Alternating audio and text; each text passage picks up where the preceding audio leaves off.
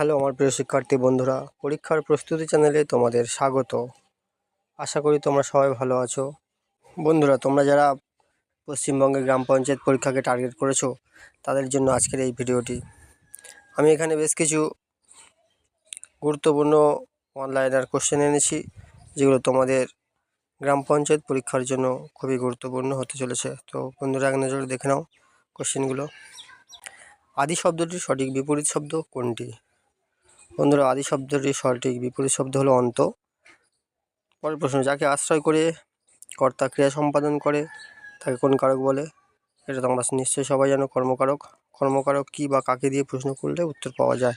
ক্ষুধার্ত শব্দটির সঠিক সন্ধি বিচ্ছেদ ক্ষুধাযুক্ত ঋত। যে গাছ কোনো কাজে লাগে না, এক কথায় প্রকাশ কী হবে? তাকে আগাছা বলে। আকাশ কুসুম বাগধারাটির সঠিক অর্থ কী হবে? বন্ধুরা, এর অর্থ হবে অসম্ভব কল্পনা। সাধু ভাষা থেকে চলিত ভাষায় পরিবর্তনের সময় কোন পদগুলির রূপের পরিবর্তন সবচেয়ে বেশি হয়? সর্বনাম ও ক্রিয়াপদ। অনল শব্দটির দুটি সমর্থক শব্দ, অগ্নি, আগুন বা পাবক। পরবর্তী প্রশ্ন, পঞ্চায়েতি রাজ ও গ্রামীণ উন্নয়ন থেকে দেখে নাও। পশ্চিমবঙ্গের প্রথম পঞ্চায়েত নির্বাচন কত সালে হয়েছিল? 1978 সালে জুন মাসে। পশ্চিমবঙ্গের পঞ্চায়েত ব্যবস্থার কয়টি স্তর আছে, কী কী? ত্রিস্তর পঞ্চায়েত ব্যবস্থা পশ্চিমবঙ্গে অবস্থিত, যেমন গ্রাম পঞ্চায়েত, পঞ্চায়েত সমিতি আর জেলা পরিষদ। গ্রাম পঞ্চায়েতের সাধারণ কার্যকাল বা মেয়াদ কত বছর?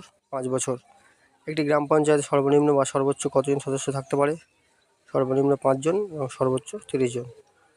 ভারতের কোন সংবিধান সংশোধনীর মাধ্যমে পঞ্চায়েতি রাজ ব্যবস্থাকে সাংবিধানিক স্বীকৃতি দেওয়া হয়? 73তম সংবিধান সংশোধনী আইন 1992।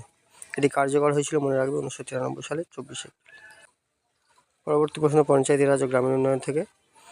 প্রতি বছর ভারতের জাতীয় পঞ্চায়েতি রাজ দিবস কবে পালিত হয়? 24 এপ্রিল। বন্ধুরা, মনে রাখবে 24 এপ্রিল পঞ্চায়েত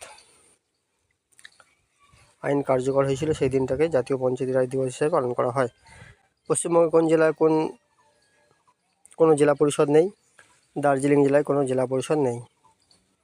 গ্রাম পঞ্চায়েত মিটিং বা সভা বৈধ হওয়ার জন্য ন্যূনতম কতজন মান উপস্থিতি প্রয়োজন? মোট সদস্যের 1/3। 100 দিনের কাজ প্রকল্পটির পোশাকি বা অফিসিয়াল নাম কি? MGNREGA, অর্থাৎ Mahatma Gandhi national rural employment guarantee act. Gramin Awas প্রকল্পের জন্য চালু থাকা বর্তমান প্রধান সরকারি প্রকল্পটির নাম কি? পিএমএ, অর্থাৎ প্রধানমন্ত্রী আবাস যোজনা। বন্ধুরা, যদি ভিডিওটি ভালো লেগে থাকে লাইক, কমেন্ট এবং শেয়ার করতে ভুলবে না। যারা যারা নতুন আছে চ্যানেলটিকে সাবস্ক্রাইব করে রেখে দিও। আগামী দিনে এরকমই গুরুত্বপূর্ণ প্রশ্ন উত্তর তোমাদের কাছে সবার আগে পৌঁছে যাবে। ধন্যবাদ।